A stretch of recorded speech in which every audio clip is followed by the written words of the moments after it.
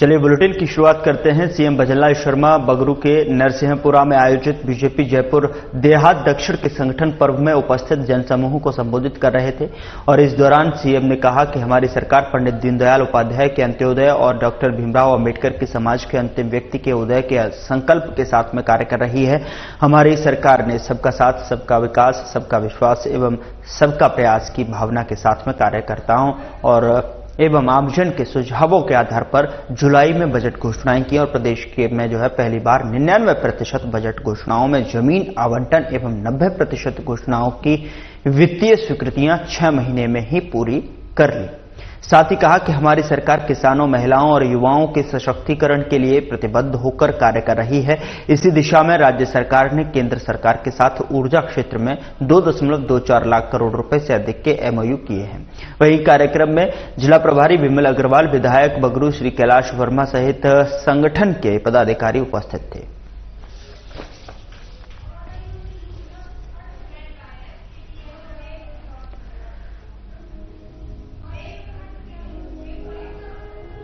उधर प्रयागराज में मौनी अमावस्या के दिन संगम स्थल पर हुई भगदड़ को लेकर पूर्व मंत्री प्रताप सिंह खचरियावास ने कहा कि महाकुंभ में हुई भगदड़ और लोगों की मृत्यु के लिए बीजेपी की सरकार जिम्मेदार है। साथ ही खचरियावास ने कहा कि बीजेपी सरकार राजनीतिक चश्मे से लोगों को कुंभ में बुलाकर जो माहौल बनाना चाहती थी उसी का परिणाम है कि भीड़ बहुत ज्यादा हो गई। मौनी अमावस्या का प्रचार बीजेपी सरकार ने किया और लोगों को पूरी व्यवस्था का आश्वासन देकर कुंभ में बुलाया गया।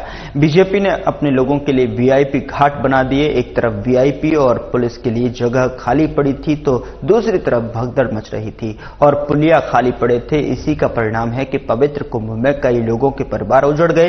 चारों तरफ रोने की, चीखने की आवाजें आ रही थी और लोगों के चप्पल, जूते, कपड़े, सामान बिखरा पड़ा था। यह सब बीजेपी सरकार की गंदी राजनीति और नीयत को दर्शाता है।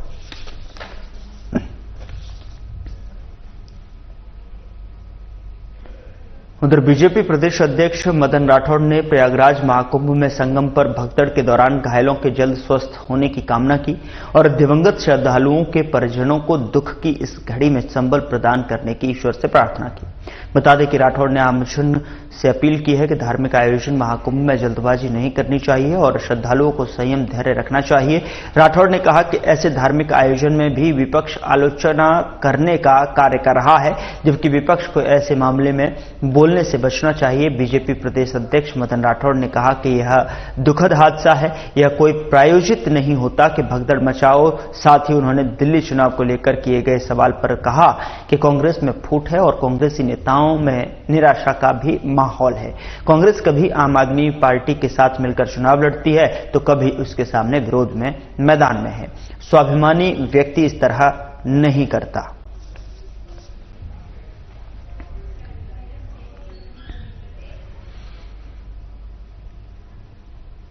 उधर चिकित्सा और स्वास्थ्य मंत्री गजेंद्र सिंह खींवसर ने सवाई मानसिंह अस्पताल परिसर में निर्माणाधीन आयुष्मान टावर में आग लगने की सूचना पर आयुष्मान टावर पहुंचकर स्थिति का जायजा लिया और अधिकारियों को आवश्यक दिशा निर्देश भी दिए। बता दें कि सवाई मानसिंह मेडिकल कॉलेज के प्रधानाचार्य डॉक्टर दीपक माहेश्वरी ने बताया कि निर्माणाधीन परिसर में काम आ रही सामग्री के पैकिंग मटेरियल एवं कचरे आदि में जो वेल्डिंग कार्य के दौरान चिंगारी से आग लग गई थी, जिसे तुरंत ही बुझा दिया गया। आग से किसी भी तरह की कोई नुकसान नहीं हुआ है। चिकित्सा मंत्री स्वयं वस्तु स्थिति का अवलोकन करने के बाद निर्देश दिए कि निर्माण कार्य के दौरान सावधानी एवं सुरक्षा का पूरा ध्यान रखा जाए ताकि किसी भी प्रकार की कोई दुर्घटना नहीं हो।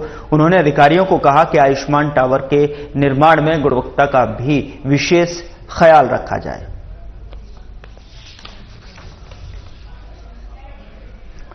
निर्माण के दौरान सुरक्षा का जायजा लेने के लिए खुद यहां पर मंत्री पहुंचे और ऐसे में चिकित्सा मंत्री ने घटनास्थल का जायजा लिया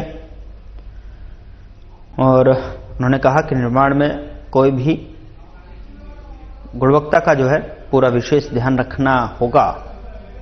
सावधानी के भी निर्देश यहां पर दिए हैं।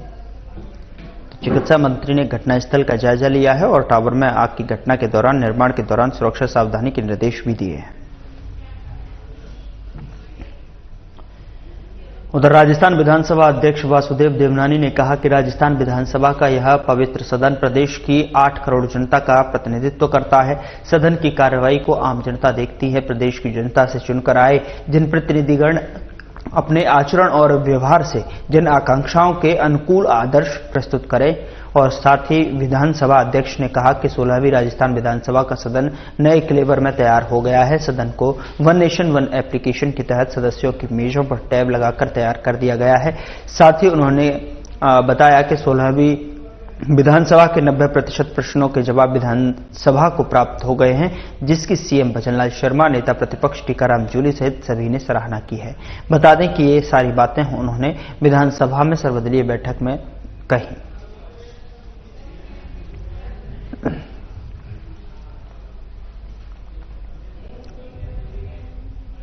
उधर केंद्रीय प्रवर्तित योजना अंतर्गत एफपीओ गठन और संवर्धन के संबंध में 7वीं राज्य स्तरीय परामर्श समिति की बैठक कृषि और उद्यानिकी विभाग शासन सचिव राजन विशाल की अध्यक्षता में पंतक कृषि भवन सभाकक्ष में आयोजित की गई। इस दौरान राजन विशाल ने कहा कि किसान उत्पादक संगठनों को और अधिक मजबूत कर किसानों के लिए उन्नत तकनीकी सुविधाएं उपलब्ध करवाई जा रही हैं, जिससे कृषक उत्पादक संगठनों से किसानों को ज्यादा से ज्यादा लाभ मिल रहा है।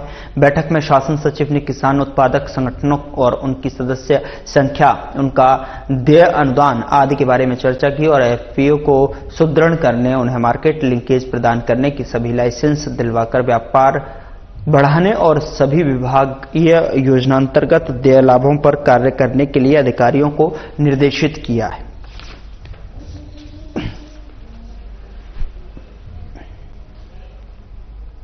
उधर राजस्थान मेडिकल सर्विसेज कॉरपोरेशन की प्रबंध निदेशक नेहा गिरी ने उप जिला अस्पताल जमवारा मगड़ का निरीक्षण कर आवश्यक दिशा निर्देश प्रदान किए हैं। उन्होंने जमवारामगढ़ में आंगनबाड़ी केंद्र का भी निरीक्षण किया है। इस दौरान मुख्य चिकित्सा और स्वास्थ्य अधिकारी डॉक्टर रवि शेखावत और राज्य नोडल अधिकारी इन्वेंट्री डॉक्टर प्रेम सिंह उपस्थित रहे। इस दौरान गिरी ने चिकित्सा संस्थान में ओपीडी और आईपीडी और वार्डों में जाकर साफ सफाई, डीडीसी पर सभी आवश्यक दवाइयों की उपलब्धता, स्टोर में दवाइयों की आपूर्ति आदि के बारे में विस्तार से जानकारी ली। उन्होंने आरएमसीएल की ओर से उपलब्ध करवाए गए उपकरणों की स्थिति, क्रियाशीलता और ऑक्सीजन प्लांट का गहनता से निरीक्षण किया है। उन्होंने वार्डों में साफ सफाई की स्थिति में सुधार किए जाने और दवाओं की उपलब्धता के लिए प्रभावी प्रबंधन किए जाने के निर्देश दिए।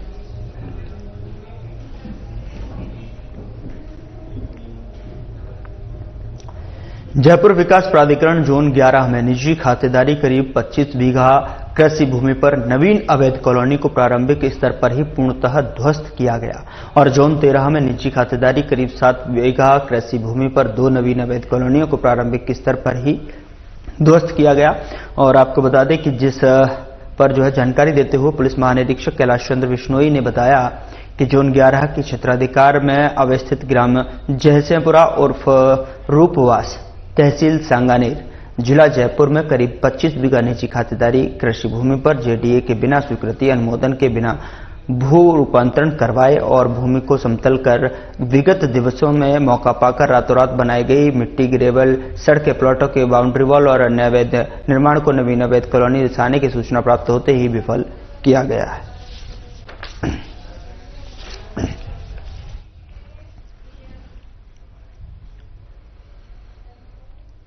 उधर नार्को कोऑर्डिनेशन सेंटर की जिला स्तरीय समिति की बैठक जिला कलेक्टर डॉक्टर जितेंद्र कुमार सोनी की अध्यक्षता में कलेक्ट्रेट में आयोजित हुई है। आपको बता दें कि जिसमें डीएम ने कहा कि मादक पदार्थों का सेवन न सिर्फ सेवनकर्ता को तबाह करता है बल्कि उसके पूरे परिवार की बर्बादी का कारण भी बनता है। इस दौरान उन्होंने मादक पदार्थों के अवैध उत्पादन पर, भंडारण और परिवहन पर सख्त कार्रवाई करने के निर्देश दिए हैं। साथ ही उन्होंने शिक्षा और चिकित्सा विभागों को भी विद्यालयों में 100 गज के अंदर बिक रहे गुटखा, बीड़ी, सिगरेट जैसे नशीले पदार्थों पर कोटपा एक्ट के तहत प्रभावी कार्रवाई के निर्देश दिए हैं। वहीं जिला पुलिस अधीक्षक ग्रामीण आनंद शर्मा ने बताया कि कोटपा अधिनियम 2003 सिगरेट और तंबाकू से जुड़े उत्पादों पर नियंत्रण रखने के लिए बनाया गया है। उन्होंने बताया कि पुलिस विभाग द्वारा विद्यालयों एवं महाविद्यालयों के अध्ययनरत विद्यार्थियों को नशे की प्रवृत्ति से दूर रखने के लिए विशेष जागरूकता अभियान ऑपरेशन नॉकआउट भी चलाया जा रहा है। बैठक में पुलिस, चिकित्सा, शिक्षा, सामाजिक न्याय एवं अधिकारिता विभाग सहित अन्य विभागों के जिला स्तरीय अधिकारी मौजूद रहे।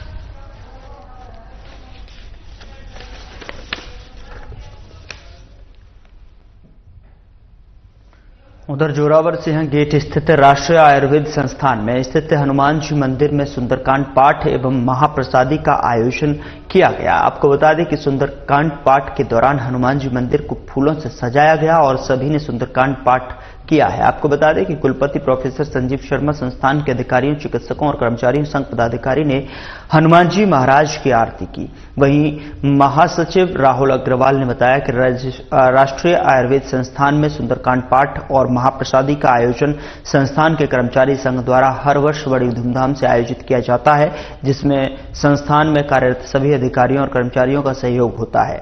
बता दें कि महाप्रसादी में लगभग 2000 से अधिक संस्थान के चिकित्सकों, शिक्षकों, विद्यार्थियों, अधिकारियों और कर्मचारियों ने पंगत प्रसादी ली।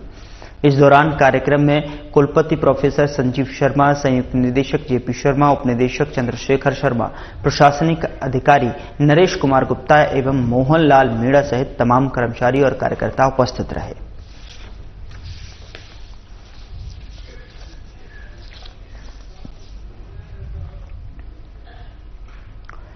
उधर राजस्थान की उप मुख्यमंत्री दिया कुमारी ने सरदार शहर में बहादुर सिंह भानकवर आदर्श विद्या मंदिर का लोकार्पण किया। बता दें कि बीकानेर रोड स्थित इस विद्यालय के लिए जितेंद्र सिंह शेखावत और लक्ष्मी शेखावत को धन्यवाद दिया गया। उन्होंने भूमि और भवन का दान दिया है। वहीं उप मुख्यमंत्री दिया कुमारी ने कहा कि बीजेपी शासन में प्रदेश की शिक्षा का स्तर काफी सुधरा है और प्रधानमंत्री के नेतृत्व में शिक्षा के क्षेत्र में महत्वपूर्ण नवाचार हो रहे हैं। इस दौरान क्षेत्र में नई सड़क बनाने का भी आश्वासन दिया गया है। उन्होंने शेखावत परिवार के लिए ऐतिहासिक दान की सराहना करते हुए कहा कि यह कदम सदियों तक याद किया जाएगा और आयोजन समिति ने सभी अतिथियों को प्रतीक चिन्ह भेंट कर सम्मानित किया। विद्यालय का संचालन आदर्श शिक्षण संस्थान चूरू की ओर से किया गया और आपको बता दें कि कार्यक्रम में बीजेपी प्रदेशाध्यक्ष मदन राठौड़, राष्ट्रीय स्वयंसेवक संघ के क्षेत्र प्रचारक निबाराम, पूर्व मंत्री पुष्पेंद्र सिंह राणावत, पूर्व नेता प्रतिपक्ष राजेंद्र राठौड़, पूर्व मंत्री राजकुमार रिणवा और लोकसभा प्रत्याशी देवेंद्र झाझड़िया सहित कई गणमान्य व्यक्ति उपस्थित रहे। आज सरदार शहर में आज आदर्श विद्या मंदिर के भवन का लोकार्पण कार्यक्रम था।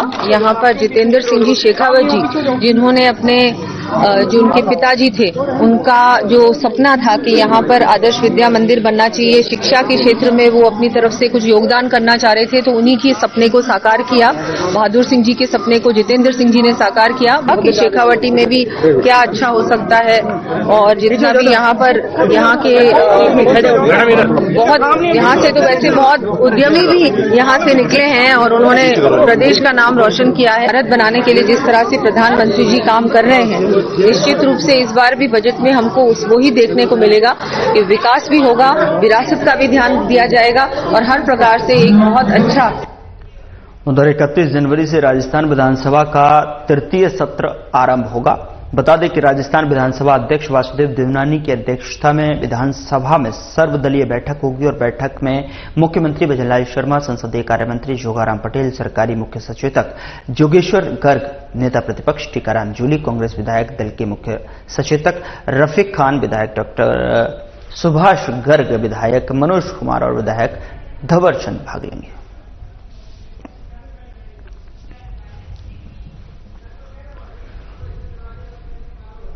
उधर विधानसभा अध्यक्ष वासुदेव देवनानी ने शहर की सड़कों के हालातों की समीक्षा के साथ ही उनकी गुणवत्ता को लेकर सर्किट हाउस में अंतर्विभागीय समन्वयक बैठक ली और आपको बता दें कि देवनानी ने बैठक में सड़क निर्माण के दौरान बरती जाने वाली सावधानियां और गुणवत्ता को लेकर अधिकारियों को निर्देश दिए गए हैं।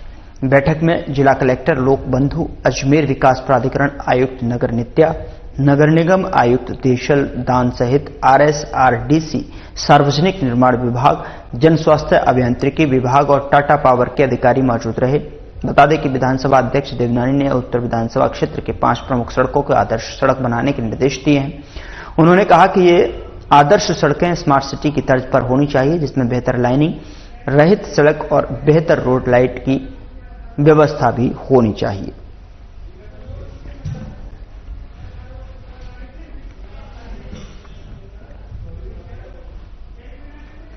खबर हनुमानगढ़ के नोहर से है, जहां नगर पालिका की बजट बैठक पालिका कार्यालय में पालिका अध्यक्ष हाजन खातून की अध्यक्षता में हुई।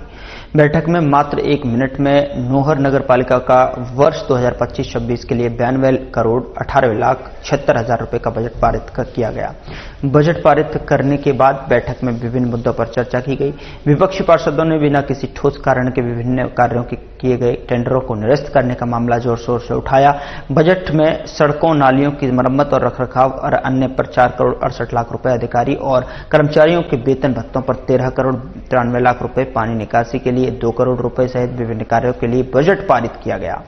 बता दें कि बजट बैठक के बाद में विभिन्न मुद्दों को लेकर सत्ता पक्ष और विपक्ष के पार्षदों के बीच में थोड़ी गहमागहमी भी दिखाई दी।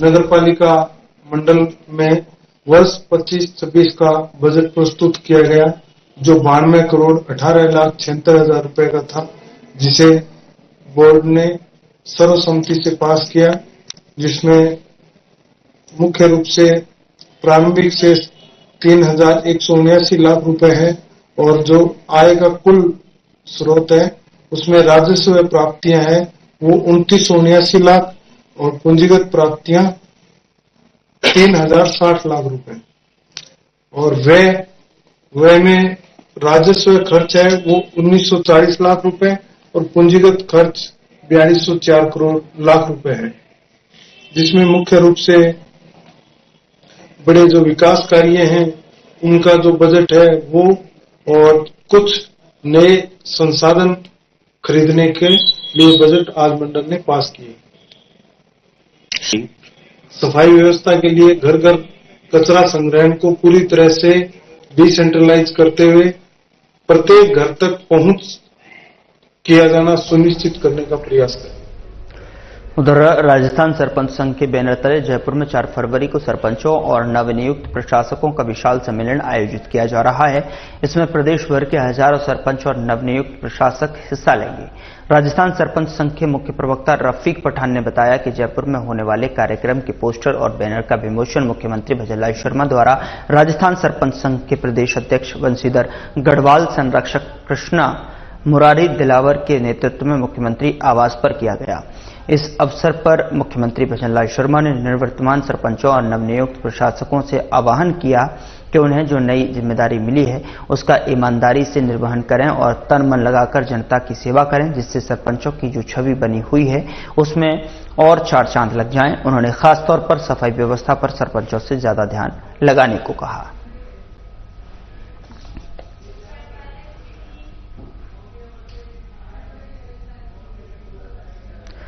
उधर राज्य स्कूल शिक्षा विभाग बीते साल की तरह इस साल भी सूर्य नमस्कार में नया विश्व रिकॉर्ड रचने की तैयारी कर रहा है। सूर्य सप्तमी के अवसर पर प्रदेश के सभी राजकीय और गैर राजकीय विद्यालयों में एक साथ 3 फरवरी 2025 को सूर्य नमस्कार किया जाएगा। इस दौरान बीते साल 78,974 स्कूल 1.33 करोड़ विद्यार्थियों की ओर से सूर्य नमस्कार में बने विश्व रिकॉर्ड के ब्रेक करने का प्रयास किया जाएगा। शिक्षा संकुल में हुई एक बैठक में शिक्षा मंत्री मदन दिलावर ने वीसी के जरिए जिला और ब्लॉक स्तर के शिक्षा अधिकारियों को इस संबंध में निर्देश जारी किए हैं। शिक्षा मंत्री ने कहा कि सूर्य नमस्कार हमारी भारतीय परंपरा से जुड़ा एक अहम हिस्सा है। प्रतिदिन सूर्य नमस्कार करने से न केवल शरीर स्वस्थ रहता है बल्कि मन मस्तिष्क में भी शांति रहती है। वहीं उन्होंने सूर्य नमस्कार में एक बार फिर विश्व रिकॉर्ड बनाने के लिए आमजन को भी आयोजन का हिस्सा बनने की अपील की है।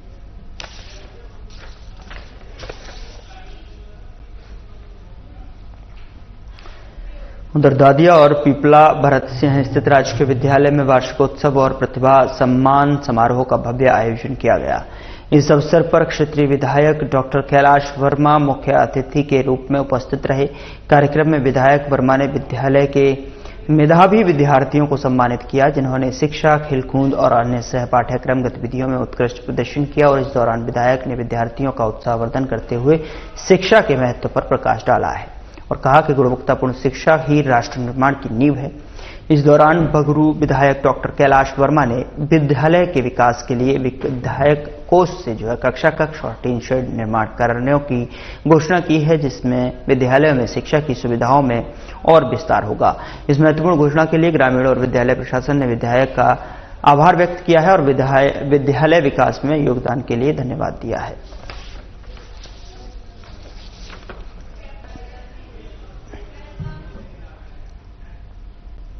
उधर बीजेपी प्रदेशाध्यक्ष मदन राठौड़ चूरू सीकर प्रवास पर रहे।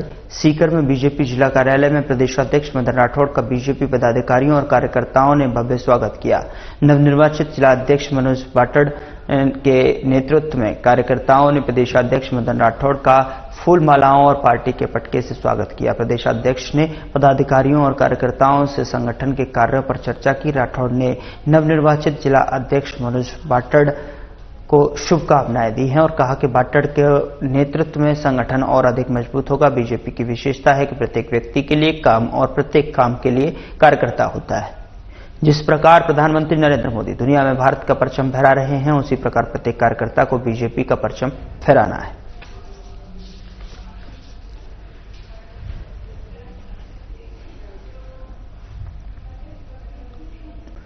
खबर हनुमानगढ़ के रावतसर से है, जहां पर मंत्रालय कर्मचारियों की ओर से अपनी विभिन्न मांगों को लेकर आंदोलन किया जा रहा है, लेकिन सरकार उनकी मांगों के प्रति गंभीर नजर नहीं आ रही है। वहीं आक्रोशित कर्मचारियों ने जल संसाधन कार्यालय रावतसर के गेट के आगे प्रदर्शन किया और इस दौरान खेमराज कमेटी की रिपोर्ट की प्रतियां जलाकर विरोध प्रदर्शन किया। वहीं कर्मचारियों ने कहा कि खेमराज कमेटी ने मंत्रालय कर्मचारियों की मांगों को खारिज कर दिया है।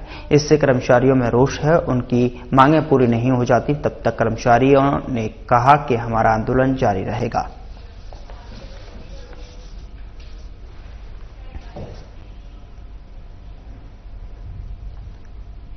खबर हनुमानगढ़ के रावतसर से है, जहां ग्राम पंचायत धन्नासर स्थित पीएमसी राजकीय उच्च माध्यमिक विद्यालय में आयोजित विशेष कार्यक्रम में 700 विद्यार्थियों को जूते, टाई, बेल्ट और गर्म वस्त्र भेंट किए गए। भामाशाह सरपंच उर्मिला देवी लाल साहू पीएम श्री विद्यालय के अधीन अध्ययनरत सभी बच्चों को जूते और अन्य सामान भेंट किए गए।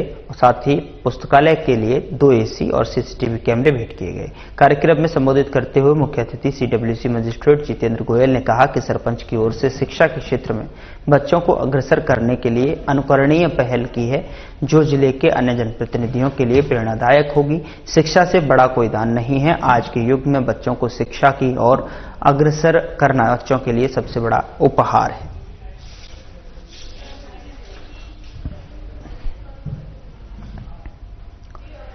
जवाहर कला केंद्र के रंगायन सभागार में बसंत ऋतु के आगमन पर आयोजित बसंत के रंगों से सराबोर करने वाले नृत्य उत्सव बसंत बहार का आगाज हुआ। कार्यक्रम में अदिति शर्मा ने कथक की प्रस्तुति दी।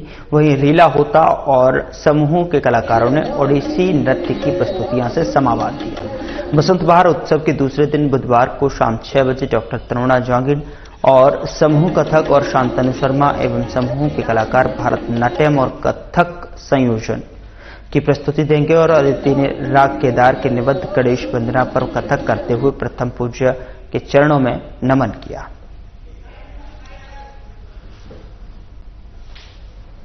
फिलहाल बुलेटिन में इतना ही। नमस्कार।